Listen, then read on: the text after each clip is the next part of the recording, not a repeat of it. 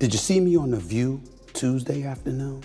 Did you see when they said, we don't believe there's a Trump mandate?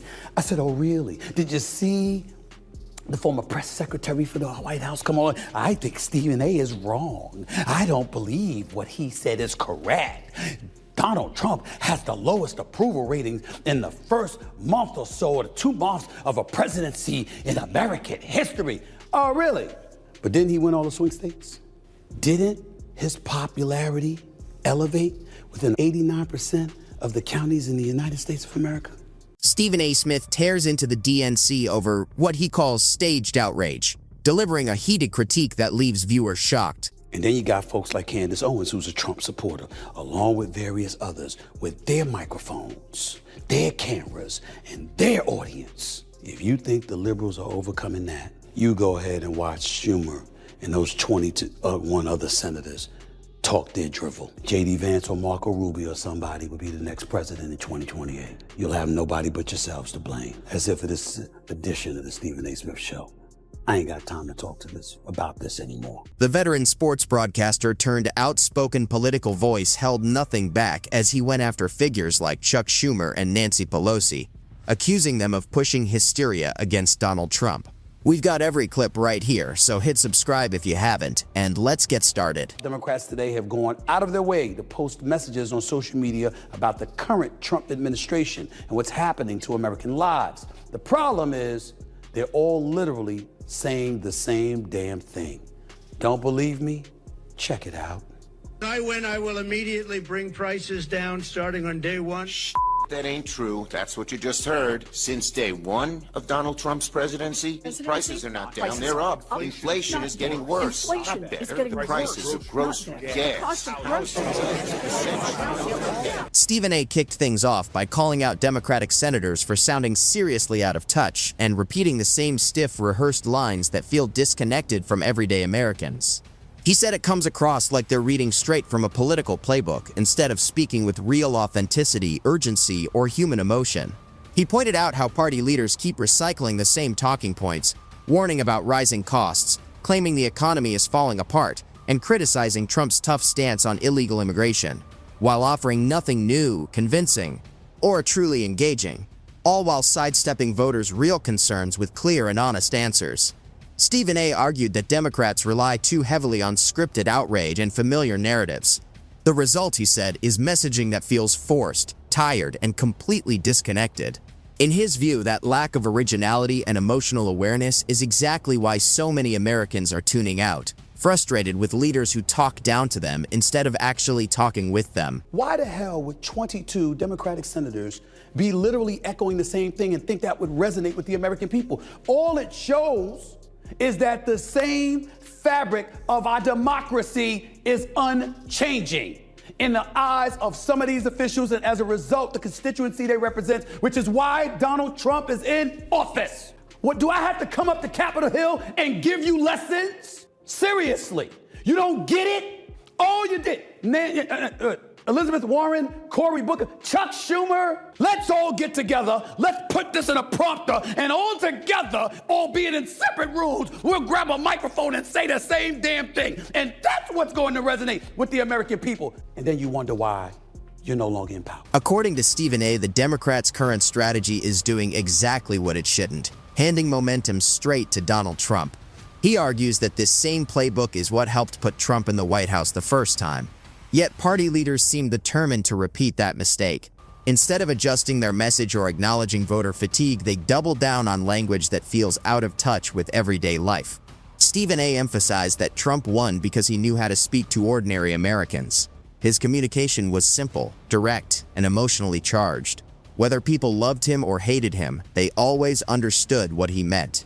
Trump spoke like a regular person, not a polished politician reading from a script. That relatability, Stephen A. noted, helped him connect with voters across all classes. By ignoring this, Democrats risk reinforcing the very political dynamic they claim they are fighting against today. Chuck Schumer and the typical politicians, oh, inflation is high. Oh, look at them pointing the fingers at the migrants. Oh, look at them blaming immigration. They don't care about you. Oh, by the way, look, they don't care about the, well, why would you bother people from the LGBTQ community? Would you bother folks with transgender and all of that? Why would you do that? That is what the Democrats say. That's what most politicians would say. Here's Trump. They're pieces of shit. They don't give a shit about you. It's rigged. They've hoodwinked you all the time. They think you're a freaking joke. They give you the middle finger anytime they want to. Here's Trump. Them. They ain't worth shit. Stephen A. argues that Donald Trump speaks from instinct, delivering his message with a level of passion that strongly connects with listeners. In his view, it's that raw energy, crowd-driving charisma, and unapologetic confidence that draws supporters in and separates Trump from traditional politicians. He doesn't sound overly rehearsed or tightly scripted.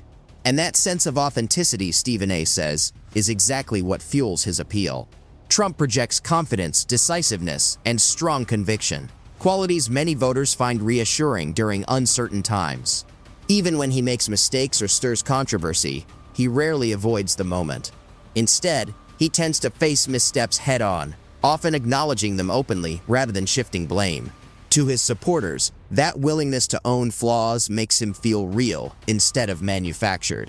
Stephen A. believes it's this emotional connection, not policy papers or political jargon, that keeps Trump's base energized and deeply loyal. And do you know what his followers say? Yeah! Yeah! That's how we want you talking to those politicians who've been stealing our money all of these years. It's not what he says. It's how he says it. He does it with vitriol and venom to show a disrespect to politicians who the public have no respect for because they feel they've been hoodwinked by those same politicians. He's using it to separate himself from the cesspool that is Capitol Hill. And how does Capitol Hill respond? By showing them they're still Capitol Hill. Stephen A. lays out why MAGA remains fiercely loyal to Donald Trump, saying it comes down to one blunt reality. Trump openly goes after the same people his supporters dislike. He doesn't pretend to be diplomatic or neutral, and that raw honesty is exactly what many of his supporters find refreshing. According to Stephen A., Trump speaks about political elites, corporate power players, and media figures with open contempt because he understands his base has little sympathy for them. He explains that many Americans see these groups as morally bankrupt, especially after years of financial scandals, insider deals, and obvious hypocrisy. Trump taps into that frustration and says out loud what his supporters already feel. Instead of defending institutions they no longer trust, he challenges them directly and without hesitation. Stephen A. argues that this shared opposition creates a powerful bond between Trump and his base, rooted not only in ideology, but also in shared frustration, lasting anger, and deep distrust of the establishment. Donald Trump has the lowest approval ratings in the first month or so, or the 2 months of a presidency in American history. Oh, really? But didn't he win all the swing states? Didn't his popularity elevate within 89% of the counties in the United States of America? Didn't his popularity elevate within the Black community, the Hispanic community, and the young voters? Here, Stephen A. fires back at those who downplay or dismiss Donald Trump's popularity, insisting they're just refusing to face political reality. He points out that the facts tell a very different story. Trump still commands massive support across a large segment of the American electorate, from packed rallies to polling spikes, online engagement, and voter excitement. Every sign points to a movement that won't fade. Yet Stephen A. criticizes the Democratic establishment for ignoring these signals. Instead of confronting uncomfortable truths, the DNC relies on narratives crafted by allies, partisan analysts, and media outlets already aligned with their view. In doing so, they trade reality for convenience. Stephen A. warns that this echo chamber approach is dangerous, blinding party leaders to real public sentiment. When leaders turn away from what voters can clearly see, he argues, they don't weaken Trump, they only make him stronger. Didn't he win the popular vote for the first time in 20 years as a Republican nominee? Didn't he also win the Electoral College vote? Isn't he in control of the White House? Don't the Republicans have the House and the Senate? All of that happened, but there's no Trump mandate. You see the bull? Is it bull? Or is it just that the Democrats are so damn lost that they're actually going to convince themselves they can do the same old and still regain power, both in the midterms and in the 2028 election? And here's the core of the problem. Democrats seem convinced they can win the next presidential race by recycling the same tired strategy that already failed. They believe that endlessly attacking Donald Trump, downplaying his achievements, and dismissing his influence will be enough to sway voters. Stephen A. sees this approach as deeply flawed. He argues that constant attacks without any self-reflection only reinforce Trump's image as a political outsider under siege.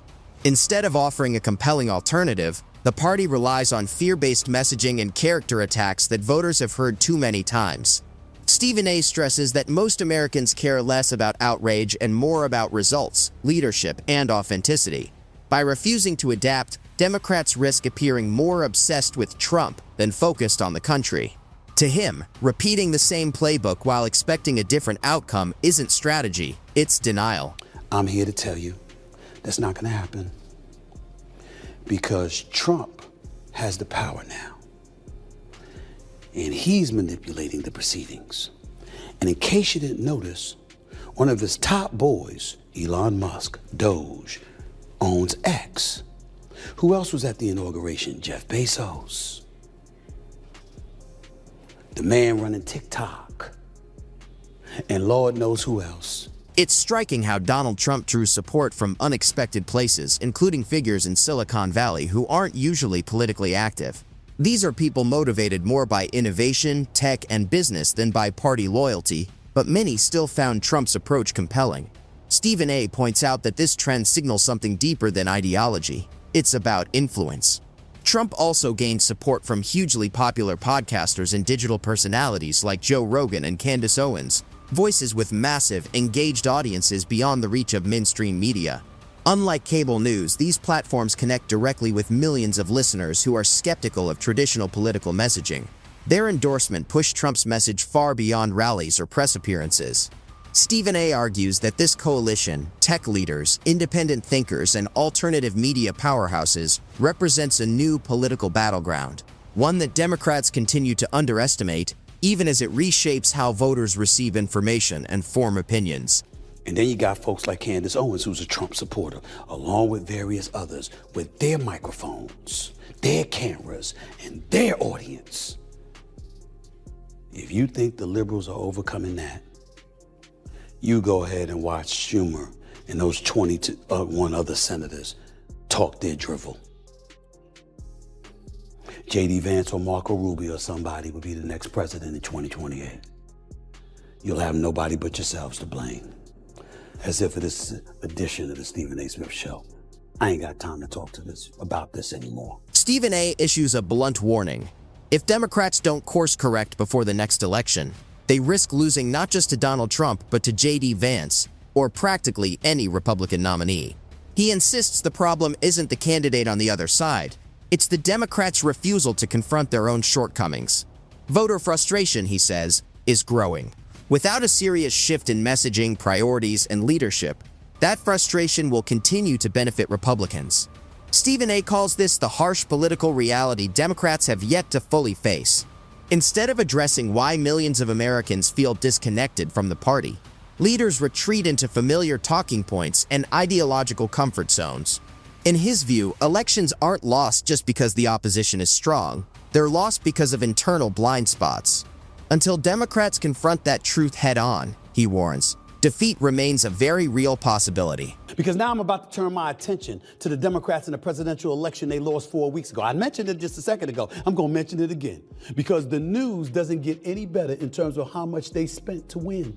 The Harris campaign reportedly paid Al Sharpton's nonprofit organization $500,000 prior to the vice president's sit-down with a civil rights activist and an MSNBC host. According to records from the Federal Election Commission, the Harris-Walz campaign made 2 separate donations of $250,000 to Sharpton's group on September 5th and October 1st.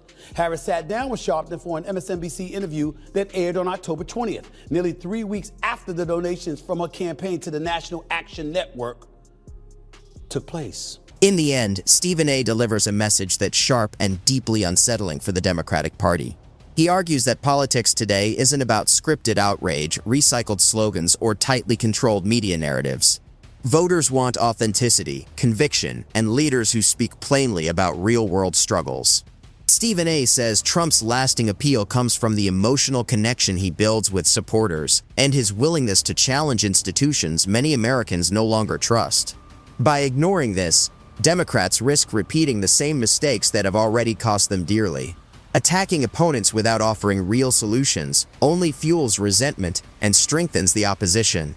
Stephen A. emphasizes that the next election won't be decided by headlines or hashtags. It will be decided by those who truly understand the public mood. Unless Democrats drop denial and confront uncomfortable truths, they may once again see victory slip away, not because they were outmatched, but because they refused to adapt. And that wraps up today's video. If you enjoyed it, hit the like button and subscribe for more content like this. Thanks for watching, and I'll see you in the next one.